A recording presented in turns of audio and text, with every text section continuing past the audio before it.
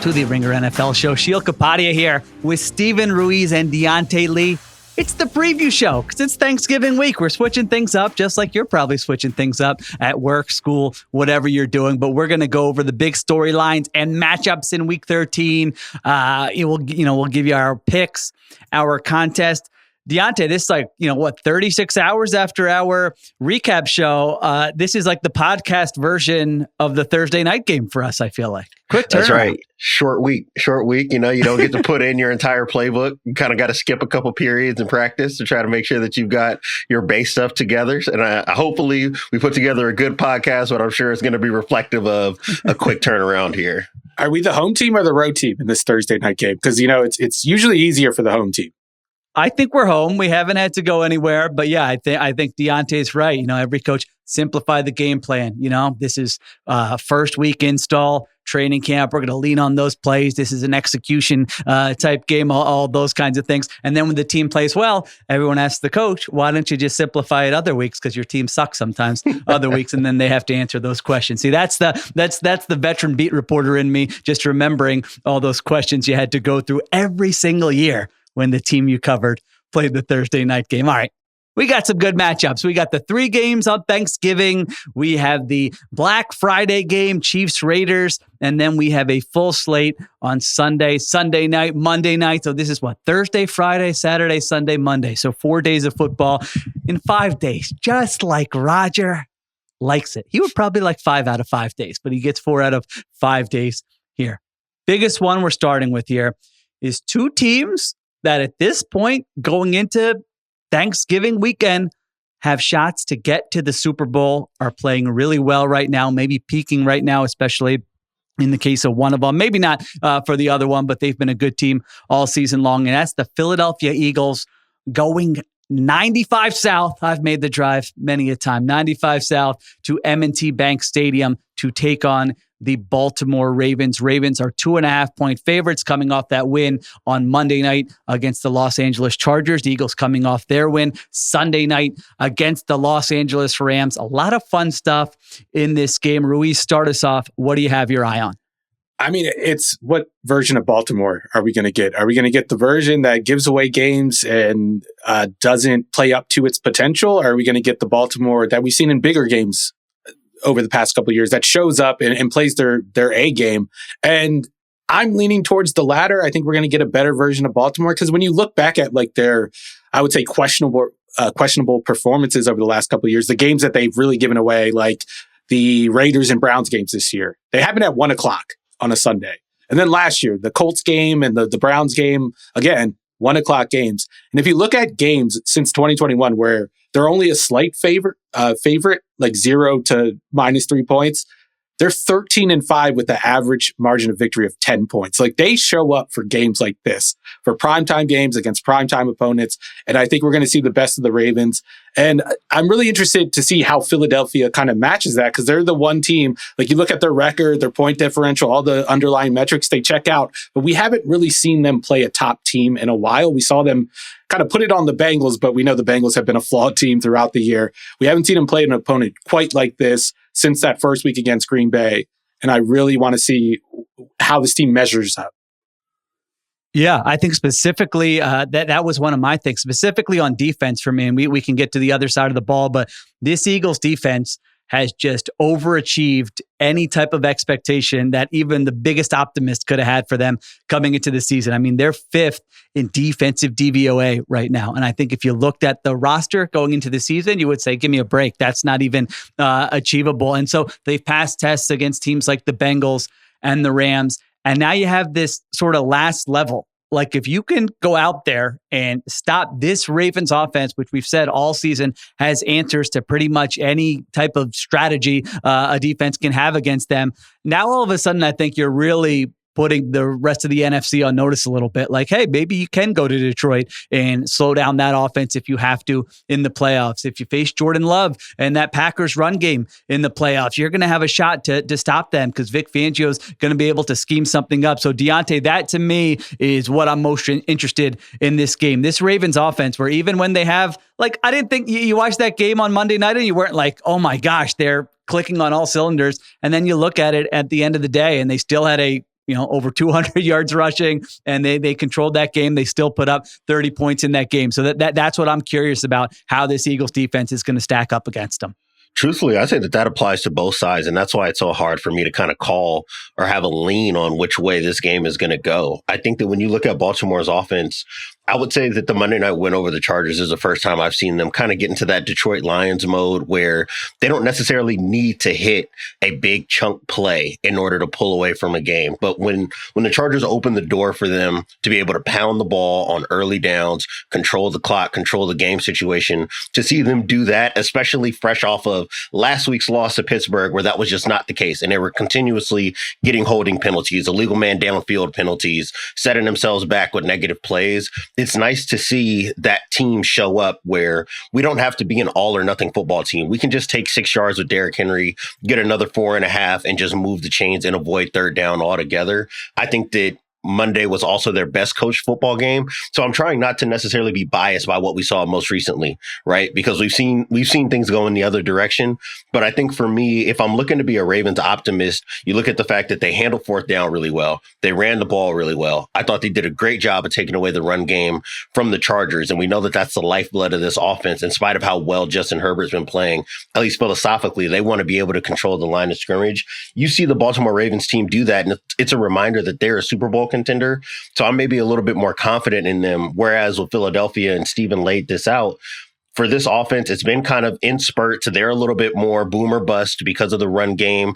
The run game, I would say, has been much more consistent. The passing game, I think, has kind of come and gone over the last month, even though they've been winning games. And they have not played a team of this quality that's going to force them to maybe get into a shootout or have to be effective on offense, possession after possession after possession to win the football game. And they have not played. They beat Cincinnati, like Steven said. They have their own issues. They beat the Commanders. I think that game is maybe not as quality of a win as the weeks have gone on since. They have not seen a team of the quality of Baltimore. So I want to see if this offense can find itself, especially in the passing game, in those high leverage situations, and not force a defense that, for as well as it's been playing, is clearly kind of going over its head in terms of production from guys who have not been at this level, or, guys who have maybe had more up and down seasons in their career. I want to see this offense maybe give their defense some relief instead of the inverse. And I would say that Diante is almost underselling the lack of tests this offense has faced this year. They have the easiest schedule of defenses faced this year by DVOA, and it's by a wide margin. This is the bottom 5. Washington at 2.9% DVOA, Cincinnati 3.4, Cleveland 3.5, Miami 3.6, and then Philadelphia 6.9. They're almost like doubling up the 31st place team in terms of how easy their offensive schedule has been. We've seen what this looks like when they can play right-handed, when they can do their plan A, when they can run the football with Saquon Barkley, when they don't have to put too much on Jalen Hurts' plays in the drop-back passing game. I want to see what happens when they have to play left-handed. And I think that's going to give us a better idea of their ceiling. We haven't seen them tested. I'm not trying to take anything away from what they've accomplished, but this is going to be really the only test they get between now and the playoffs, really between that first game against the Packers, which, I don't think either of those teams is going to resemble what they look like in January. But their schedule down the stretch, Washington might be the hardest team left on their schedule. They play, after Baltimore, they play Carolina, they play Pittsburgh, who's been a good team, a good story, but I don't know if that's really a litmus test, especially on the road for Pittsburgh. Then they go to Washington, then they get the Giants and Dallas at home. This team is not going to be very battle tested going into January, and it's going to be hard to really predict or project what their ceiling is going to be during that month. But this game is going to give us a little viewpoint into that. Yeah, DVOA, of course, takes into account strength of schedule, and their offense is 12th in DVOA. Like, for as much as, we can have the Saquon conversation, it actually, if you look at it just based on DVOA and it's one metric, the offense is worse this year than it was last year. Right? You remember they had the collapse at the end of the year, and that was more on the defense, but still you could blitz them. It was easy to kind of rattle them, and they looked at times without A.J. Brown like they had no answer. So yeah, I wonder though, this Ravens defense, are they good enough to be that test? Because they've been a mediocre group for most of the season. We've seen them have issues. Now, this was an interesting game, I thought, for them against the Chargers, where I don't think they allowed a single explosive pass play in that game. Now, some of that, if Quentin Johnson catches the ball a little bit better, maybe they do allow an explosive pass play. But, overall, that has been their biggest weakness. If you look at it here on the season, the Ravens are allowing explosive plays at a very high rate. I can't remember if it's first, but it's like bottom 5 in the entire NFL. And that's what the Eagles passing game relies on. This is not a consistent, methodical, move the chains type passing game. This is a hit our shots on the outside with A.J. Brown and Devontae Smith and then run the football. So Diante, I don't know. I'm curious to see if that Ravens defense is improving. They used a bunch of bodies on Monday night. That was interesting too. They mixed up a lot of personnel groupings. I think I saw Jeff Zrebiec of The Athletic wrote that they had 20 players played at least like 9 snaps in that game, which is unusual for a defense that's not really banged up. So I don't know if they're trying things, if they're mixing and matching what they're trying to do right now. We saw them blitz Justin Herbert quite a bit in that game. How do you think they match up here? Are they up for that kind of challenge? Well, I think that what's reflected in those high snap counts by so many players is them trying to find what personnel grouping works best, especially when you can't put Kyle Hamilton in the slot the way that they were to start the season. And I thought that Joe Buck and Troy Aikman did a really good job on Monday night, kind of detailing like John Harbaugh and Zach Orr acknowledged the fact that the best version of this defense is when number 14 is close to the line of scrimmage. But our safeties have been so bad, we have to put our best player where our biggest problems are. And that means that Kyle Hamilton is going to have to play a little bit further away from the ball or not always be as close to the line of scrimmage as we usually see him. I think that for them, and Malik Harrison, I thought played well, especially after the first quarter. I thought he had some trouble early in the game. I think that having him, in case Roquan Smith can't play, is a big help. And just having another guy, I think that can rotate at the linebacker spot can help because they've had some problems up the spine of this defense.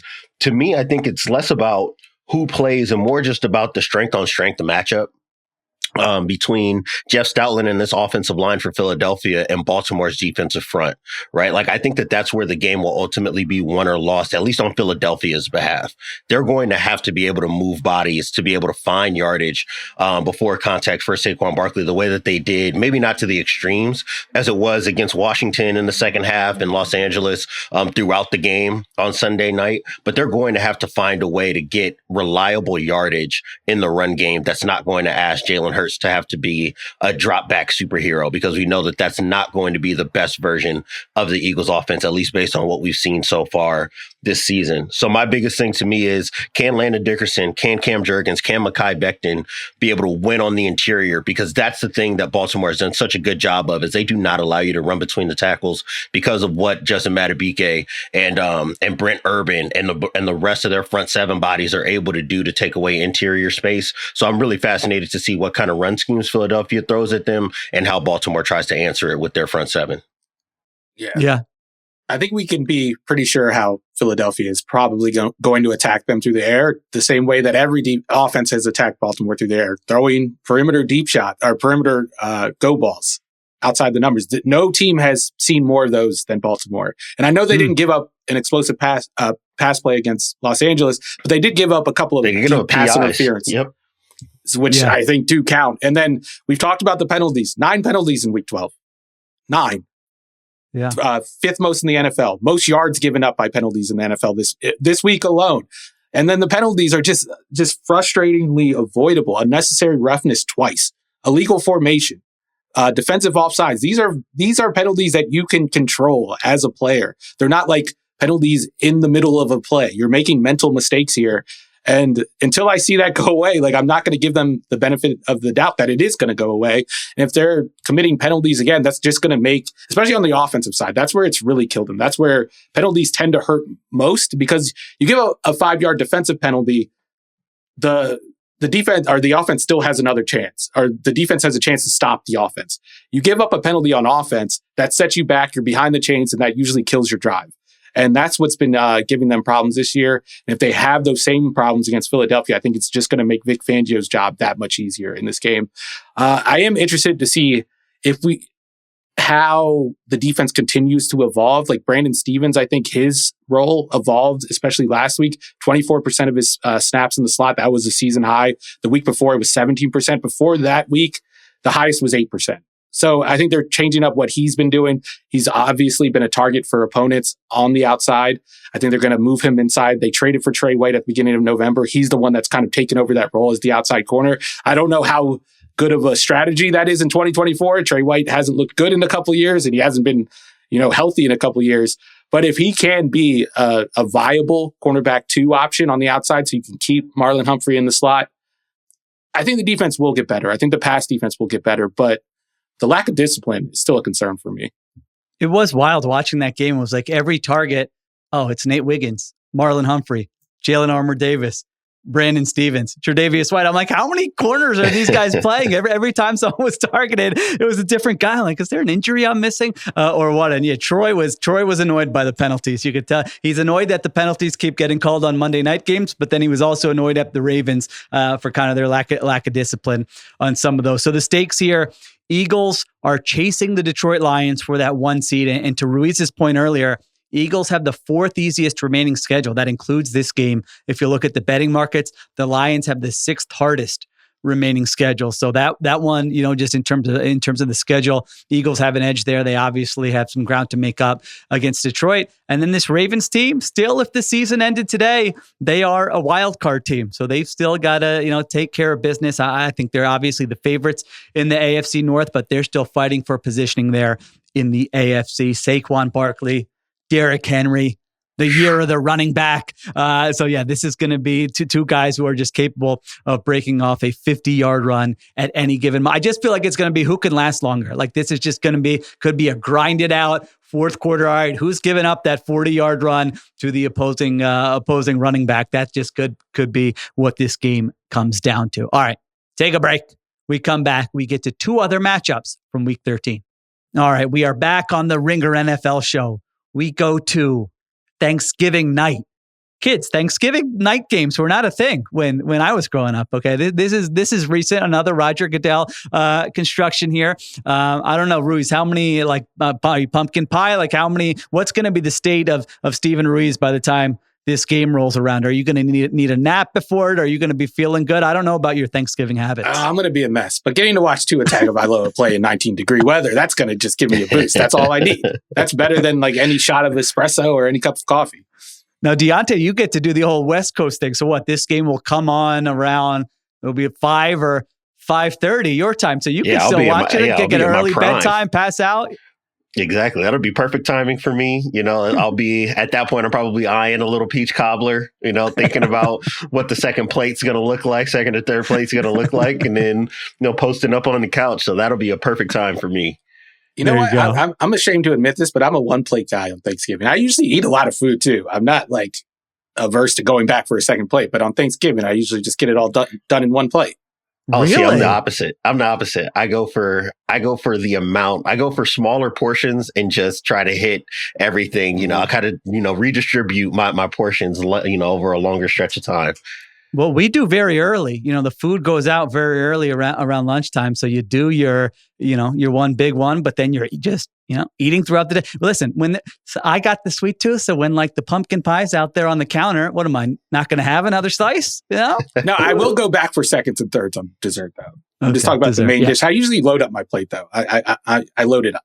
All right. Listen, this sounds like maybe a tweet a photo out opportunity for Ruiz. Let's see how loaded up that plate is on Thanksgiving. All right. Like you mentioned, Green Bay, gonna be frigid in Green Bay. I think, around 20, a low of 20, a high of 35 degrees, but this is a night game, so it's going to be closer. It's 19 degree high at night. Okay, 19 degrees at night. Packers, 3.5-point favorites against a Dolphins team that's coming on strong. They've won 3 in a row. It's been against the Rams, Raiders, and the Patriots, but their offense since Tua Tagovailoa has come back has been one of the best in the NFL. If you look at it just since he came back, they are second in success rate and EPA per drive. I think that's a 5-game sample here. So they're still chasing that playoff spot. They're chasing the Broncos. They're chasing the Chargers. They're 5-6. Broncos are 7-5.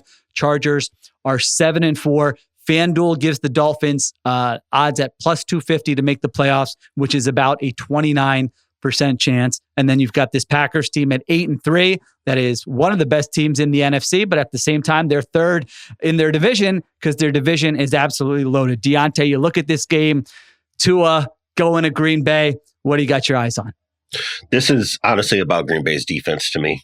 I need to see Green Bay's defense show some signs of life against an offense that is clearly catching its stride and has been one of the hottest in the NFL since it's got its quarterback back. And I think a lot of this has been because Miami is playing the easy button game. It's a little bit different than what it was in earlier iterations of the Mike McDaniel Tua Tagovailoa offense. It's not as much like behind the line of scrimmage and, creating big yards after the catch that way. It's more of the dump offs, more of just like quick throws out into the flat, more of Tua Tagovailoa actually doing a good job of working through his progressions quickly and getting to his checkdowns when that's what he needs to do. And I think that that's opened up a window for them over the last couple of weeks to start finding Jalen Waddle again on those end breakers and finding Tyreek Hill on those end breakers off of play action. So to me, that's the biggest test is for a young defense in Green Bay that I think has been very boom or bust. They've done a great job of converting pressure into sacks.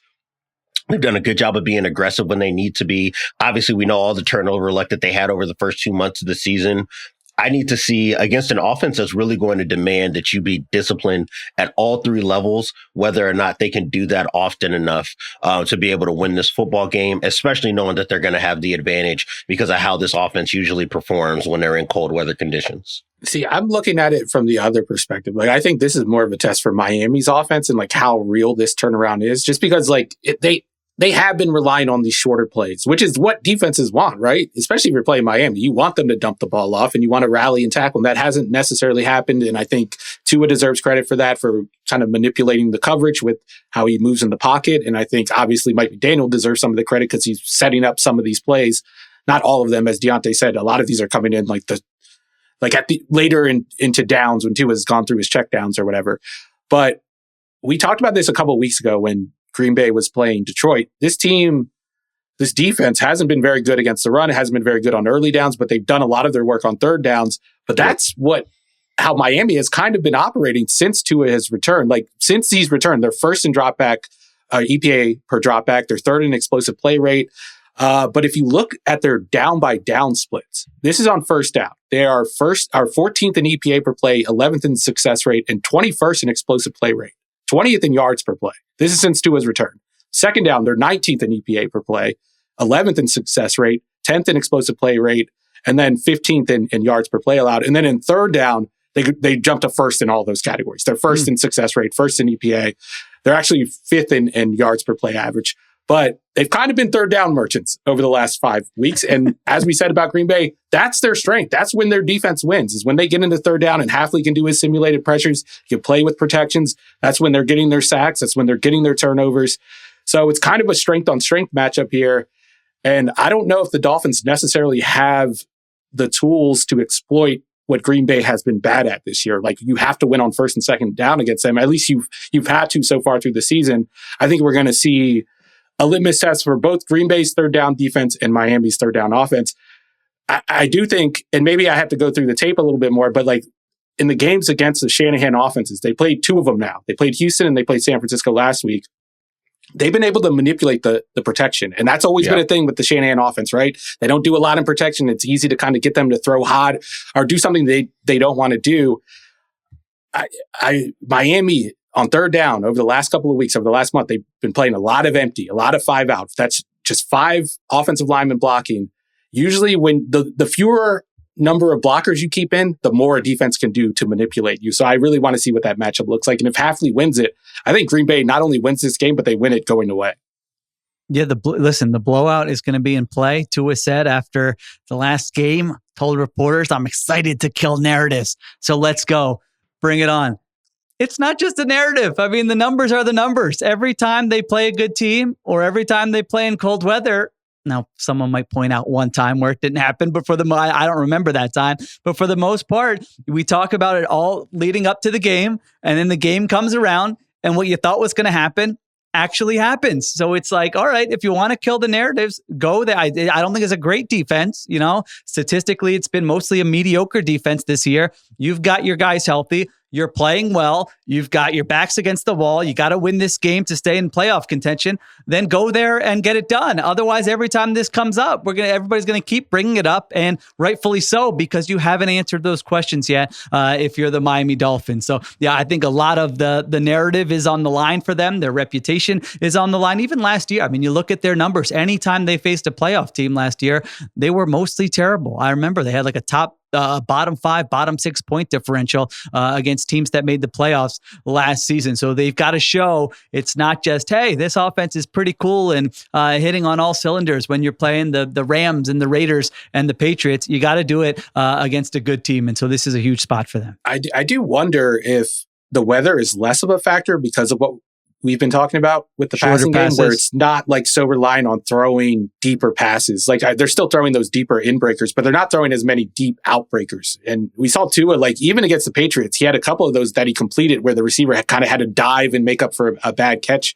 on him. But I don't think we're going to see a lot of those. And it comes down to how well Green Bay defends those passes underneath, I think, because that's going to allow them to kind of defend those deeper passes on third down, especially if it's 3rd and 7 instead of 3rd and 4. If you're living in 3rd and 4, I think Miami has the advantage here.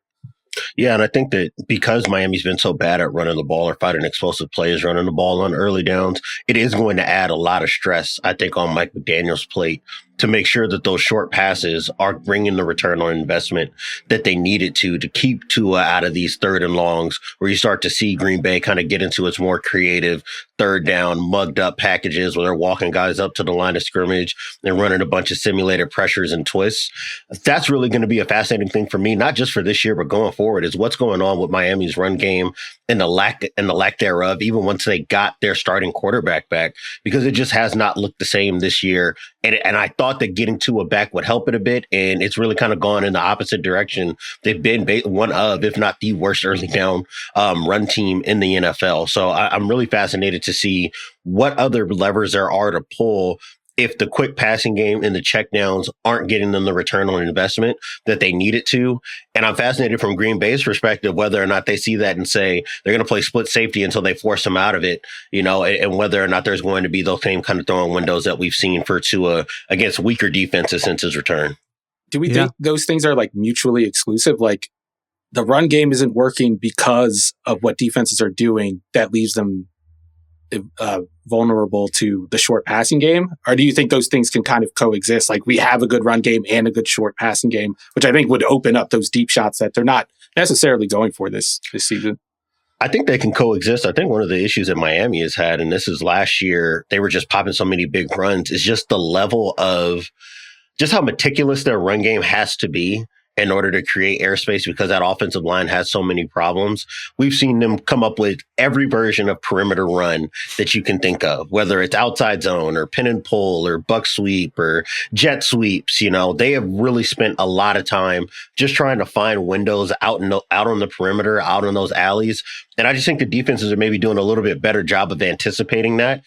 And that was something that existed with the 49ers. It's something that existed with all these outside zone teams. It definitely happened with Sean McVay and the Rams when they were leaning so heavily on outside zone. And what you've seen from a lot of those teams is understanding that we've got to be able to get to certain counters, whether it's actually counter the run play or duo, or being able to get into heavier personnel so that way you can open up your run menu because you've got more bodies close to the line of scrimmage. We just don't see that from Miami because they really don't have the ability to. Their best versions personnel-wise kind of force him to play a spread out version of offense. And I don't think that offensive line moves enough bodies on the interior for them to be creative in the way you would say like a Cardinals team can, with their kind of spread run game. They don't have those levers to pull. And I think that that's probably their biggest issue right now. Packers, meanwhile, are the most run-heavy team in the NFL. Early downs, this should be a nice. They're built theoretically for this kind of game, this kind of weather. They run the ball 58% of the times on early downs. Again, it's the highest rate in the NFL. Miami Dolphins are 26th in DVOA against the run. So stakes for the Packers are much lower than they are for the Dolphins. They're in this weird spot where they're probably going to be a wild card team. The Lions and the Vikings would kind of have to fall apart here down the stretch, but you still want to see them find kind of that best version of themselves over the next 5-6 weeks here. We've talked about it before. They've got the pieces in place. It hasn't totally looked right for an extended period of time, even though they're piling up wins. This is kind of their start of an opportunity to do that down the stretch. All right. Last game we'll get to. 49ers at the Buffalo Bills on Sunday. Bills are 6.5-point favorites. Per The Athletic, Brock Purdy did some light throwing on Monday. They'll see how he feels before Wednesday's practice. I don't know. I see Diante. You're nodding your head. This doesn't sound like a situation where the guy just needs a little bit rest and he's going to come back and be 100% and look great. He had 2 MRIs last week, one Monday and another Thursday after his throwing session went poorly. And if you're starting Brandon Allen out there, I just don't see a scenario where this 49ers team can get its season on track. I mean, they were already in trouble as it were, and hearing light throwing after a week where, like you said, he had to get multiple screenings done on his shoulders and had some poor throwing sessions before they ultimately called it on whether or not he could play. This doesn't sound like a quick turnaround type of injury. Yeah. This doesn't sound like you fell wrong on your shoulder, just got a little contusion. We'll get it iced up, get you some heat and, kind of put you in a sling for a week and a half, and then you should be good to let it rip in the weeks to come if you can just deal with the discomfort. This sounds like something that's clearly bothering him to the point where they're wondering whether or not there are deeper issues or underlying issues that they need to investigate. And I just think for the 49ers, man, you start racking up some of these injuries that they've been dealing with this offense and some of the problems they've already had. Obviously, last Sunday against the Packers was kind of just the most extreme version of that. They didn't have any answers. And if they do have to come back to Brandon Allen, then this is really just, I guess the playing out the string of this season kind of feels more like a fait accompli for them to miss the playoffs with the way things are heading right now. It's surprising, Ruiz, that they don't do more at backup quarterback. I know that's easy to say now, but you see other teams that are contenders kind of invest more in that position, and they're trotting Brandon Allen out there. But I don't know. I know you and I on Sunday night said don't count him out. The more I read about this Purdy injury, even though I'm still not, because they're one game out of first place, but it's just like if the quarterback's injured and you're going with backups for the next whatever, even if it's 2-3 weeks, I don't know that they have enough to be able to stay in it. No, and maybe the reason why they don't have a more expensive backup is because of how expensive their starting lineup is. Like, you can only invest salary cap money in so many places. They were the team that really wanted that third emergency quarterback because of what happened against Philadelphia in the 2022 NFC title game. But I mean, I guess they haven't taken advantage because Brandon Allen is not a guy that's going to not even like save your season, but maintain your season. Keep you afloat. Yeah, you just need someone who can keep you afloat. This was almost like a schedule loss. Like, they were probably going to lose this game whether Purdy was playing or not. This is going to be a very tough game for them. So you might as well keep Purdy out, let that shoulder get a little healthy. I do think the one concern is that, like, that elbow injury he suffered against Philadelphia, that major elbow injury was on the same arm. And like, the more injuries you stack onto that arm, which didn't have enough, like, didn't have talent to spare, arm strength to spare as it is, I think it is more concerning. I don't know if they're going to be able to exploit Buffalo in the same ways that we've seen other offenses exploit them, like going into heavy personnel, running the football, just because you don't have to worry so much about the pass if it's not Brock Purdy out there. But if it is Purdy out there, that changes the analysis of this game completely. I don't know how, and it depends on what version of Brock Purdy you get. But right now, on paper, this looks like a Buffalo mismatch, especially if it's Brandon Allen out there, especially on the other side of the ball, because Buffalo can get under center. They can put heavy bodies on the field. They can spread things out. Josh Allen's going to make 3 or 4 plays that only he can make every week. It looks rough. It looks rough. I don't know. Maybe the 49ers can surprise me, but this isn't when their playoff push starts, in my opinion. I think after this week is when you can really expect to see something that gives you a little more hope for January. Yeah, they're plus 600 to win the division. Worst odds of any team in the NFC West. They're 5-6. They have the third hardest remaining schedule, according to the betting markets. Like you mentioned, we don't know if Nick Bosa or Trent Williams is going to be available for this game. It's not just quarterback. It's 3 of their most key players that could potentially be out for this one. So after the Bills, they got the Bears at home, the Rams at home, at Miami, Lions at home, at Arizona. So you're talking about a stretch where you go 4-2 the rest of the way. That gets you to 9-8. You go 5-1, that gets you to 10-7. But man, 3-3 or worse, and you're going to be out of this. So again, there's so many injury things to keep an eye on with that Niners team. We'll see if they have if they have the bodies to go up to Buffalo and compete in that game. I was thinking about the Bills, Diante, and what the biggest question is that I still have for the Bills at this point in the season. Like we just went through the Niners, and man, we could name a lot of things that, well, I'm concerned about this, and this. And I was going through the Bills roster, and you're going through the AFC, and this Chiefs team, again, we didn't talk about them a lot last week, but they still have not looked impressive. And now we are getting to Thanksgiving. And so the Bills, I think, are right there. What is your biggest concern or something you have an eye on with this Bills team that you want to see down the stretch? I mean, Sheil, for me, like if there's one unit that I think has not appeared to be a Super Bowl ready unit every week, it's probably been the secondary or just that back seven in general over the last 4 weeks. I think I have them at, True Media has them at 31st in defensive pass success rate. I think they've done a good job, especially on early downs, right? That's been an issue for them, is giving up cheap plays that allows offenses to stay on schedule. I think that for them, because they're trying to, I think, transition to be able to play a little bit more aggressively in coverage and playing less of those soft zone shells, you just need to have the right bodies to match up. And when you do want to play those match quarters looks, the thing that they haven't had that's been a hallmark of this defense is having a great inside linebacker, I think, to distribute things for them. I think getting Matt Milano back will allow them to play a little bit more of what they want to in terms of those quarter shells, those cover two shells, where you can maybe help some of your defensive backs that can't go win one-on-ones all the time.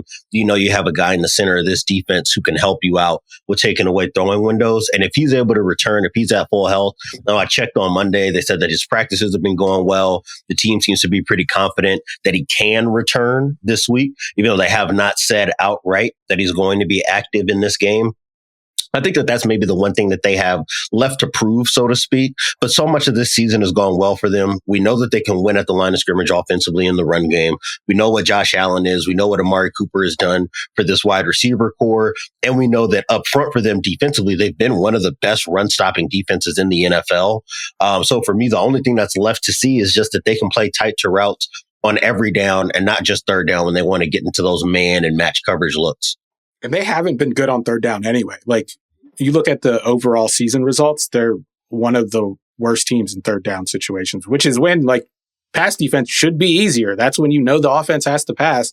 And it basically comes down to whether they get pressure or not and how they get the pressure. If they have to blitz, they get exploited. They give up a lot of explosive plays. Like, when you look at their pressure numbers on third down, on pressure dropbacks, they're giving up 21.1% explosive play rate to the offense.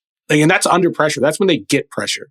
So right. It's just telling you like how they kind of had to play an unsound version of what they usually do on third down to make something happen. And I do think Matt Milano's presence will change that. And I think it allows them to do different stuff. I think it allows Sean McDermott to call more zone defenses on third down with confidence that the middle of the field isn't going to be wide open because they have a better coverage linebacker there. But we don't know what version of Matt Milano we're going to get. Like He's getting older. I know he's not an old player by any means, but he's suffered a couple of injuries now over the past couple of years.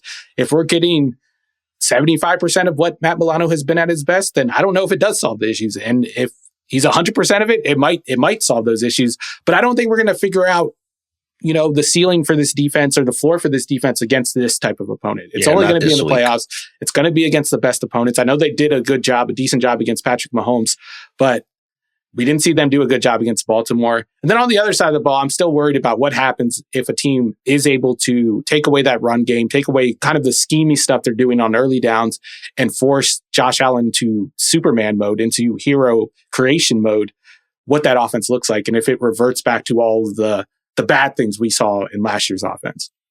Yeah, I definitely agree what you said there about the defense. Like, they've had very good defense in the regular season before, and then they get lit up in the playoffs. That's kind of been a pattern for the Bills here. So yeah, you're not going to be, especially if it's Brandon Allen, we're not going to be saying, oh my gosh, this Bills defense, we learned something about them this week. But man, it's funny talking about these two teams and just like things have gone pretty well, very well for the Bills. I mean, they're at a plus 106 point differential. That's tops in the AFC, 36 points better than any other AFC team. Like, by any advanced metric, they have been better than the Chiefs. Like, the Bills and the Ravens have been better than the Chiefs. The Bills got blown out by the Ravens, but that was really their only bad loss. The other loss was a one-possession game. 6 of their wins have been blowout wins. And so if you're the Bills and now you get Milano back and you added Cooper at the deadline and you just had your nice time to have your bye this late in the season, things are going pretty well for Buffalo. And they're 9-2. And that Chiefs team, like, we can't even look at the schedule for the Chiefs team, because if they're going to have to win on a last-second field goal against the Panthers, they can lose any given week. And don't forget, the Bills have the tiebreaker there because the Bills beat the Chiefs. So they're still in contention for home field advantage throughout the AFC playoffs. Those are the stakes for the Buffalo Bills. All right, we take a break.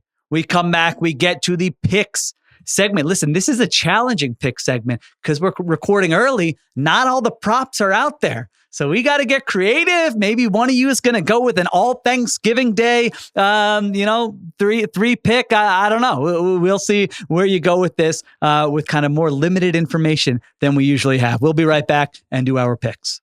All right, we're back on the Ringer NFL show. Before we get to the picks, a special part of today's episode brought to you by NFL Sunday Ticket on YouTube TV. We are racing to the playoffs, and I'm very happy to announce that NFL Sunday Ticket is now only $89. What a deal, $89. And when you bundle NFL Sunday Ticket and YouTube TV, you can watch every game every Sunday. So thank yourself this year. Get NFL Sunday Ticket for the rest of the regular season for just $89. Offer ends December 2nd. Local and national games on YouTube TV. NFL Sunday Ticket for out-of-market games, excludes digital-only games. Terms and embargoes apply. And one team, one unit that is worth getting YouTube TV and NFL Sunday Ticket for is the Detroit Lions. I know you can watch them on Thanksgiving, but after that, they have become must-see TV every week. And I don't think I fully realized sort of what a special season they're having until I was looking at some of the numbers earlier today. They are at a plus 177 point differential through 12 weeks. So I was looking at every team over the last 10 years through 12 weeks. Only the 2019 Ravens and the 2019 Patriots had a higher point differential than the 2024 Lions through 12 weeks of the season. So Ruiz, this offense specifically and their defense has been really good, but they are just like, I almost feel like we've underrated just how dominant they've been this season. Yeah, I think we're only 2/3 of the way through the season, and they've already tied the 2007 Patriots for 40-point performances by their offense. And that you remember that Patriot team? That was the undefeated Patriot team that was just rolling over everyone. The record is 6 in a season. Like the 2000 Rams did it, the 2011 Packers did it, the Peyton Manning Broncos did it. I think they could reach that record, and they're only one game away from tying the 50-point record because they've done it twice already. So, yeah, this team is scoring a lot of points. And then watching Jared Goff play in December is always fun. Yeah, it's a surprise when they don't score. Like they had a possession early in last week's game against the Colts where I think it was, I think they went for it on 4th down. And they didn't get it. And I was like, wait, what? The Lions came out of this possession without any points. Diante, it's fun how they do it. It speaks, to what you love. They've got the big boys up front, the offensive line. We're going to run the ball until we can't run the ball anymore. You've got to be having a blast watching this run scheme specifically. They play the game the way it's supposed to be played. And I think the thing I love, and the reason why I think they've been able to run up the score on so many teams is because they have answers to how to get explosive runs from this offense. That's not something that we often talk about with these contending teams. It's a lot of like, oh, this team's just efficient. They just know how to keep things moving, how to stay on schedule. This is one of the few teams in the NFL without necessarily having like that bona fide first team all pro level talent that can still go get you those explosive runs. And it's because of that offensive line and what offensive coordinator Ben Johnson is doing with designing these gap scheme runs, using different pieces of different offenses. I can't even list the amount of times I've been watching Lions film and made a note like, oh, I saw Sean McVay run that 3 weeks ago. Oh, I saw Kyle Shanahan run that last year. Oh, I remember, the Cardinals ran this earlier in the season. They do such a good job at taking all these different ideas that exist across the league and kind of synthesizing it in a way that works for their personnel. And I think that that's why they're able to just control games so easily. Even last week against the Colts, it was a 24-6 margin, but it never felt like that team. It felt like that team was winning by 30, 40 points because of just how easily they're able to move the ball against most teams in the NFL. Yeah, it's like sometimes you watch them and you're like, they're not playing that well, and they're up by like 3 touchdowns in the game. So the difference, I mentioned the point differential, the difference between them and number 2, which is the Bills, is the same as the difference between the Bills and the number 12 Tampa Bay Buccaneers. So this Lions team is on a roll. We'll watch them on Thanksgiving, but again, you got to watch them throughout the rest of the season, and there's a great way to do that. Thanks to our friends at NFL Sunday Ticket on YouTube TV for sponsoring this part of the show. The season may be, 12 weeks in, but there's still tons to look forward to. So don't miss a moment of the action. Get NFL Sunday Ticket and watch the rest of the regular season for only $89. Sign up at youtube.com/ringer. Offer ends December 2nd. Local and national games on YouTube TV. NFL Sunday Ticket for out-of-market games excludes digital-only games. Terms and embargoes apply. All right, let's get to it. We got our pick segment for week 13. A reminder, anything minus 120 or better odds, you can choose. We each get 3 each every week. Whoever finishes in last place the previous week gets assigned the slop game of the week. That person has to watch the worst game and recap it or give us something about it on Sunday night. So listen, I went 3-0. Well, I was going to say a little bit more life in this announcement. Listen, I wonder why. I was going to compare I was thinking, all right, what team can I compare myself to? And I was going to say the Dolphins, but I'm like, I don't want that. What team's coming on strong now? I'm like, I don't want that. I want this to last a little bit longer there. So I went 3-0. Diante went 1-2. Ruiz went 1-2. But the one that Diante hit was minus 114, and the one that Ruiz hit was minus 120. And also Ruiz has been too good. So we're just going to give Ruiz the slop game of the week here. All right. I was looking at the schedule, Diante. What do you think? I think the one that stood out to me was maybe, well, no, we don't want to give him a Thanksgiving game, right? I mean, I know Texans Jaguars is up there. Titans Commanders. What do you like? What are we giving? My thought, it's tough too. It's tough right now because we are kind of getting into that time of the schedule where you got maybe one team that's struggling playing against another team that's like wrestling for playoff position. So you don't have the same kind of bad on bad matchups you might have had in previous weeks. I think Bucks, the Panthers Bucks. I just saw Panthers Bucks is probably the easiest one. I could think of, based on the way the Bucks are playing on offense, I think that Panthers defense might have a really hard time. And I think specific to Steven, I don't know if that would be a very enjoyable viewing experience for him. Yeah, I like that because I think it's a win-win for us because we know he's a Panthers fan. So if the Panthers win, but we also know he doesn't believe in Bryce Young. So if the Panthers win and people are gassing up Bryce Young, that's going to annoy him. And if the Panthers get blown out, he probably won't feel anything, but still, it's his team getting blown out. So I think that's it, Ruiz. Bucks at the Panthers. How dare you guys make me watch my own favorite team? That's true. I guess that would listen, we didn't think this one through very long, but still, I don't know that I would want to be watching that game. But hey, Panthers are hot. Maybe Bryce Young clips are all over my timeline, and that Bucks offense actually is pretty fun to watch. So we took it easy on you. It's the holiday season, so you get to watch Bucks Panthers and give us something on that on Sunday night. All right, let's get to our picks. Again, I mentioned not all the props are out because we're recording this bad boy on Tuesday. So I'm clicking through. Oh man, all right, don't have any props for that game. So there's a little more strategy, I think, involved in this one maybe than other weeks. Ruiz, start us off. What is your first pick? Okay, the reason why I have the slot game this week is because I had too much faith in Gardner Minshew. And I promised myself I won't make that same mistake. But guess what? I'm making the mistake again. It's not Gardner Minshew this week. It's Will Levis. I'm taking the Commanders under 26.5 points, which Will Levis might contribute to with a pick six or a fumble. He gets very creative with these turnovers. But the Commanders since week 10, 25th in EPA per play, 26th in explosive play rate, 28th in dropback EPA, 29th in dropback success rate. They have fallen off the cliff. The cliff.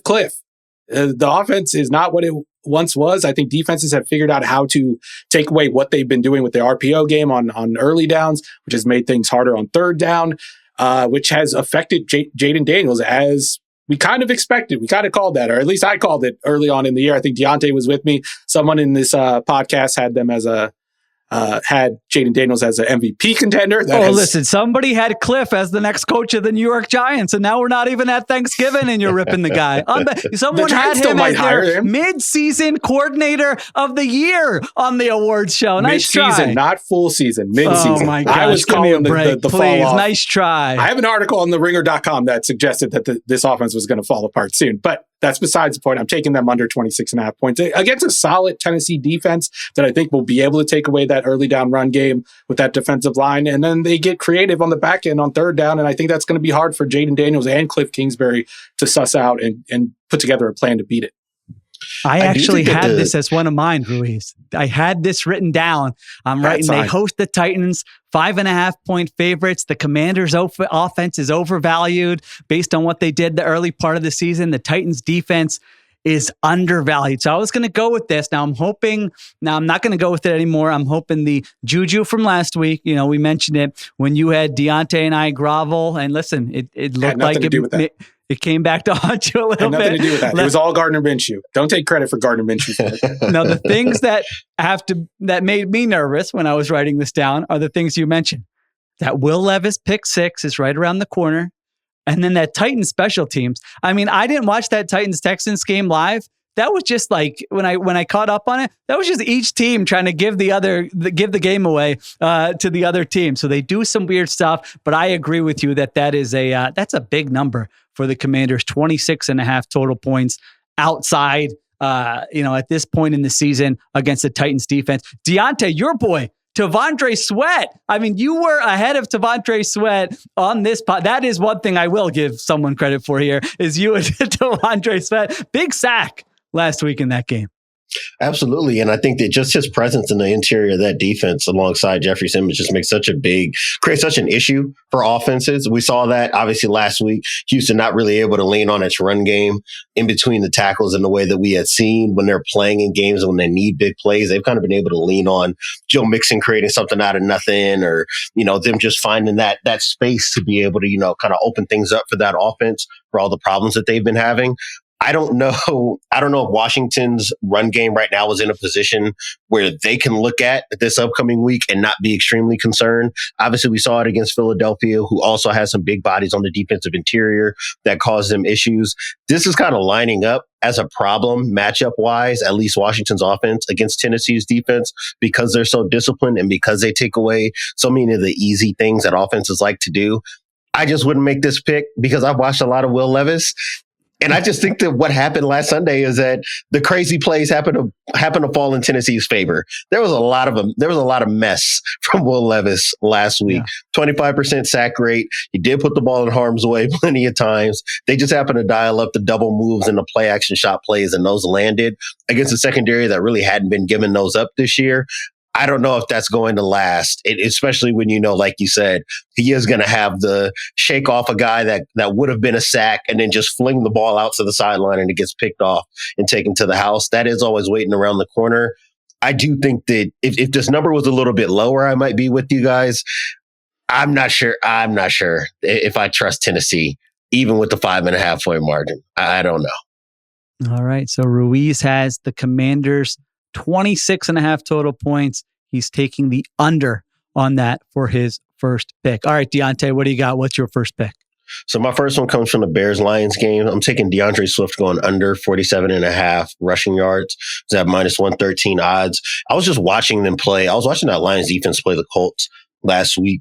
And I think that was kind of a blueprint of what works so well for Detroit, because they take away all the space on the interior. Aleem McNeil has just been one of the best 3 techniques in the NFL this year. He's so disruptive on the interior.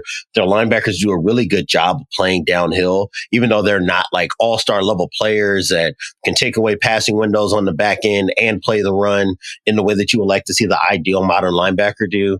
And then they just create so much havoc on the edges that we really haven't missed. We haven't necessarily had to feel the absence of Aiden Hutchinson outside of like those key passing situations where you can maybe feel a little bit of them not having a guy tearing off the edge that offenses have to be concerned with. I don't think that Chicago's run game is well designed to deal with what Detroit likes to do up front, with how aggressive they are, with how downhill they play. And Jonathan Taylor and the Colts offensive line really struggled to find those spaces in the run game. I do think that this might open things up for Caleb Williams if they run a little bit of zone read or something that's a little bit more designed for the quarterback to be a part of the run game.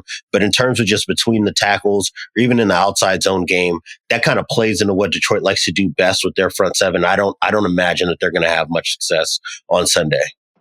All right, I'm going to build right off of that one with my first one. Hopefully the second part you said there is also true because I've got Caleb Williams over 31.5 rushing yards. Obviously, the Lions are a team that's going to play a lot of man coverage. You mentioned how they're using Caleb Williams a little bit in the designed run game. He's run the ball 15 times over the last 2 weeks here. I think there's a chance this game gets out of hand and they're dropping back to pass the entire second half. And so maybe you get some scrambles there with Caleb Williams. The Bears are 10.5-point underdogs, which is like, I looked at that and I was like, I know we just talked about how dominant the Lions have been, but given how well Caleb Williams played last week, that was a little surprising to me. I think the sports books are just tired of taking a beating on the Lions because it seems like they cover every week. They especially cover when they're indoors. They especially cover when they're home. So I'm not, I don't know who's going to win the game. I think there's a chance the Lions blow them out, but my actual pick is Caleb Williams over 31.5 rushing yards. All right, Ruiz. My pick is also from this game. We were short on options for player props, so it's not surprising that we all went to this game, but I'm going to go Keenan Allen over 4.5 receptions because of the man coverage thing. And Keenan Allen's getting targeted on 28% of his routes against man coverage. He had 8 targets against Minnesota when they played man coverage last week, so I'm just going to ride that trade and hope that he gets, 5 receptions. Listen, what a reason. What a great reason to, sit down, ignore your family, watch this game. You got three different picks from the Ringer NFL show on this game. All right, Diante, what do you have for your second one? So my next one is going with a game that we previewed earlier, Packers-Dolphins. I've got that game going over 47.5 points because I think the Packers are going to run away with this one. I think that Tua is going to struggle. Tua's going to struggle in those obvious passing situations. You think about what we talked about with this team really leaning on third down, and getting, being on the right side of variance on third down. I think that with the lack of the run game, you're going to get a lot of opportunities for the Packers to get the ball, move the ball deep downfield in the passing game. I don't think that Miami's defense, for as well as it's played, has sneakily been one of the maybe 12 to 15 best defenses in the NFL. I don't think that they've necessarily played the highest quality of quarterbacks. And when they have, those teams have been able to move the ball pretty reliably on them. So I think that the Packers should be able to find some success. And I think that, the Miami will score decently, but maybe not enough to keep pace. And I think that the Packers should be able to move the ball at will on Sunday, on Thanksgiving. Packers, Dolphins, late night. Even if it's a blowout, you still check the point total. Does it go over 47.5? That is Diante's second pick here. All right, I'm going to the slop game of Thanksgiving. We did the slop game of the week, but the slop game of Thanksgiving is that second one. Giants go to Dallas to take on the Cowboys. The Cowboys are 3.5-point underdogs. Tommy Cutlets, Cooper Rush. Matchup of the year in Dallas here. So I'm looking at this game. Listen, there's only a few reasons to watch this game. There's fantasy, there's gambling, there's like your uncle gets too drunk and wants to talk politics and you're just like, I am getting away from this. I need to focus. Any of those things. You listen, listeners, don't eye roll. You know what I'm talking about. Sometimes you need to get away. You love the holidays, you love the family, but sometimes right, Diante? You're not in your head. It happens sometimes. Not only that, but I feel like, at least for the people on this podcast, we have the best advantage in the world because we can say it's work related. Hey man, I gotta put the AirPods in so I can hear the broadcast clearly, man. I need all the information I'm getting from the color commentators. I can't hear all this outside noise. I got to step into my bedroom, So I think that we probably got it better than anybody else in that regard. I can get away from people if I need to. Yeah, I haven't actually attended a holiday function in a decade. I've been there spiritually, in person, but spiritually, I've not been paying attention to what's going on around me outside of the football.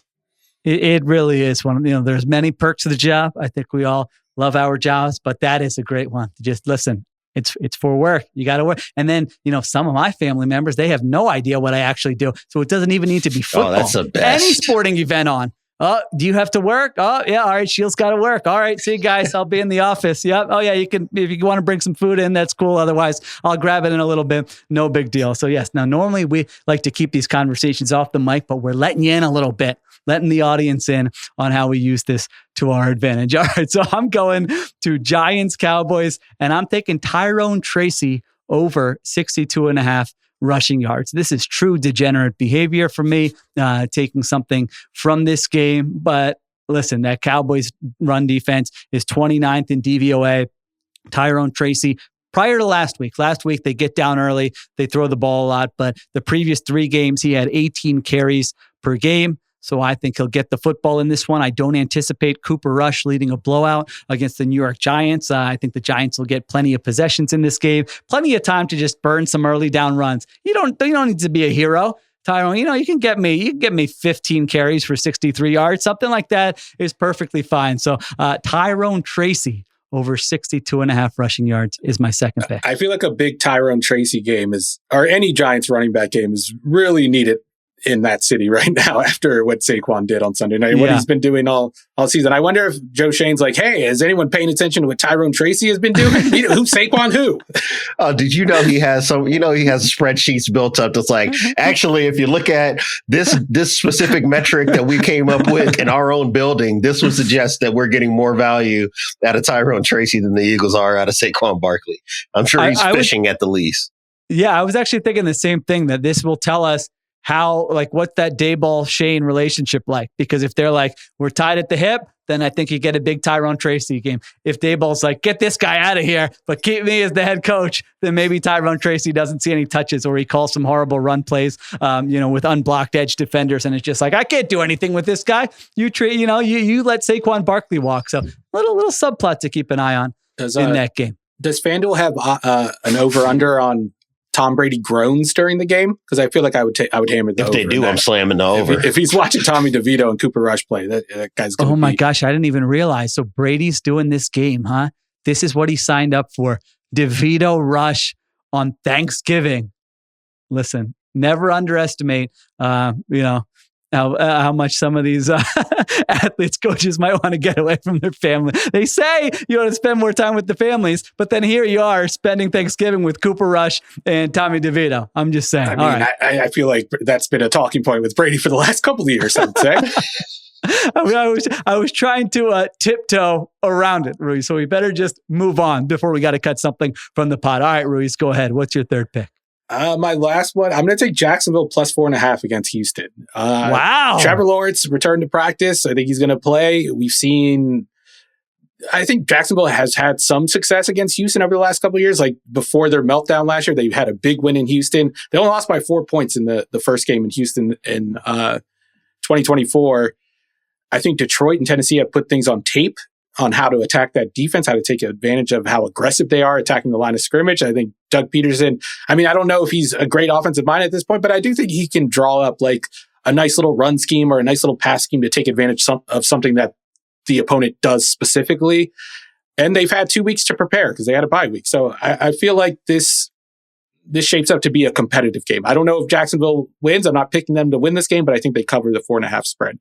Yeah, I don't know how much preparing they might have been doing during that. I'm asking questions here. Doug said he switched some things up during the bye week. Oh, did he? Okay, all right, there you go. See, I didn't know that. There were all the reports that he was going to get fired, and now here he is. So I don't know. That's a tough kind of work situation to be like, all right, let's go.